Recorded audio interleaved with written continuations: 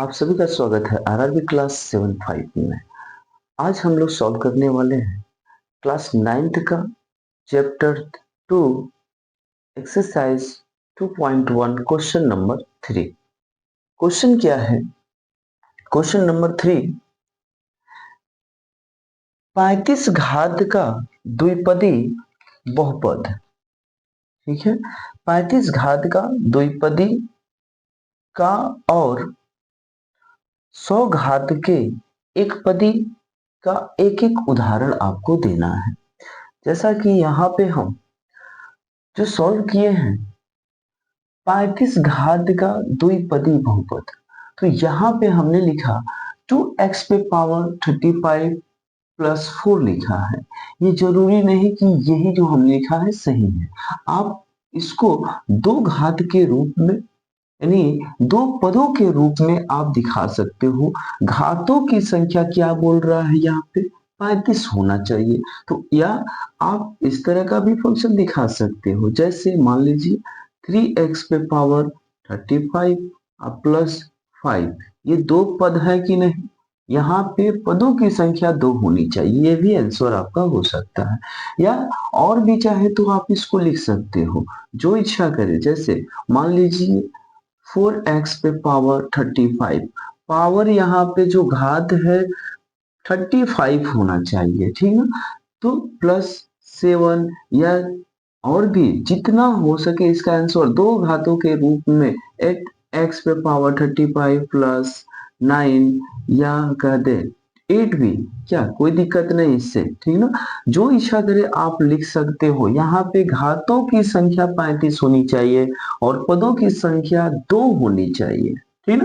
तो यहाँ पे बस इतनी बात आप याद रखते हो तो आपका जो भी लिख रहे हो वो सब सही होगा। यहाँ पे बोले सेकेंड क्वेश्चन 100 यानी 100 घात का एक पदी बहुपद। तो यहाँ पर हमने लिखा है -7 बाई 2 एक्स पे पावर 100। तो क्या ये जरूरी नहीं कि ये सही है? आप ऐसे भी तो दिखा सकते हो 2x पे पावर 100 एक पद है। यहाँ पे पदों की संख्या कितनी है? एक है। या और कहें x पे पावर 100, ये भी आपका आंसर होगा। तो मतलब है कि यहाँ पे हमें ये चीज देखना है कि 100 जो है घात के रूप में होना चाहिए और पदों की संख्या एक होनी चाहिए। यही आपका क्या है? तीसरे क्वेश्चन का आंसर हो जाएगा, ठीक है। फोर्थ नंबर हम लोग क्वेश्चन करते हैं। फोर्थ नंबर क्वेश्चन क्या होगा? देखिए, निम्नलिखित बहुपदों में प्रत्येक बहुपद की घात लिखिए। देखिए यहाँ पे अगर हमें क्वेश्चन में कुछ इस प्रकार के बहुपद दिए हो, जैसे 5x³ plus 4x² plus 7x है, इसमें हमें बताना है घातों की संख्या। तो देखिए सीधे सीधे आप उस बहुपद को ध्यान देंगे कि अधिकतम घातों की संख्या, ठीक है। इस बहुपद में अधिकतम घातों की संख्या ही क्या कहलाएगी? बहुपद का घात कहलाएगा। इतनी बात याद रखिए। इसमें अधिकतम घातों की संख्या क्या दिख रहे हैं? आप यहाँ पे देखिए 3 है, यानी 2 से बड़ा 3 है। इसका मतलब है कि इसका जो होगा इस बहुपद का जो घात होगा वो कितना होगा? 3 हो जाएगा। यानी अधिकतम अधिकतम बहुपद का जो घात होगा, अधिकतम घातों की संख्या ही बहुपद का क्या कहलाएगा? घात कहलाएगा। इतनी बात आपको याद रखनी है। यहाँ पे देखें तो इस पहले क्वेश्चन में घातों की संख्या क्या होगा? 3 हो जाएगा। यहाँ पे देखें तो ये एक बहुपद है और इस बहुपद में अधिकतम घातों की संख्या देखें तो क्या दिख रहा है? 2 दिख रहा है। इसमें क्या हो जाएगा? 2 हो जाएगा। यहाँ पे अधिकतम जो घात दिख रहे हैं, देखिए यहाँ पे वेरिएबल है और चर में जो घात कुछ नहीं, तो यहाँ पे क्या लिखा है? 1 लिखा है। इसका मतलब जो है घातों की जो संख्या होगी वो क्या हो जाएगा? तीसरे में 1 हो जाएगा, ठीक है। और यहाँ पे देखें तो कोई चर दिख रहा है क्या? कोई चर तो है नहीं। इसका मतलब यहाँ पे जो घात होंगे क्या होंगे? शून्य हो जाएगा। मैंने अपने पास एक क्वेश्चन लिखा है 2x पे power 5 plus 6x³ minus 8x लिखा है। यहाँ पे आपको बताना है अधिकतम घातों की संख्या। तो यहाँ पे अधिकतम घातों की संख्या क्या दिख रहा है? 5 दिख रहा है कि नहीं? तो इसलिए यहाँ पे अधिकतम घातों की संख्या क्या हो जाएगा? 5 हो जाएगा। ये क्वेश्चन और करते हैं, बहुत इजी ये सब क्वेश्चन है, आप आराम से इसको समझ सकते हैं। अधिकतम घातों की संख्या क्या होता है, कोएफिशिएंट क्या होते हैं, गुणांक, ठीक है। तो गुणांक के बारे में हमने पिछले वीडियो में बता चुके हैं। यहाँ पे देखें, हम लोग मेन टारगेट है कि घातांक बताना है कि घातों की संख्या क्या है इस बहुपद में। मान लीजिए यहाँ पे क्वेश्चन मैंने दिया, जैसे 4x पे power 3 minus 8x power 6 plus 5 ऐसे लिख दिया मैंने। थोड़ा सा घात इधर उधर है, लेकिन यहाँ पे देखिए तो अधिकतम घात क्या दिख रहा है, 6 दिख रहा है कि नहीं। अधिकतम घात जरूरी नहीं कि ये जो पहला फंक्शन है वही आपका अधिक होगा, नहीं, इधर पीछे भी तो वैल्यू दे सकता है, आपको क्वेश्चन घुमा सकता है। तो यहाँ पे अधिकतम घातों की संख्या क्या हो जाएगा, 6 हो जाएगा, ठीक है ना। तो ये है आपका क्वेश्चन और आराम से इसको आप क्या कर सकते हो, सॉल्व कर सकते हो। इजी है, बहुत इजी है इस तरह, ठीक है। तो इसको सॉल्व कीजिए। बढ़ते हैं क्वेश्चन नंबर 5 की तरफ।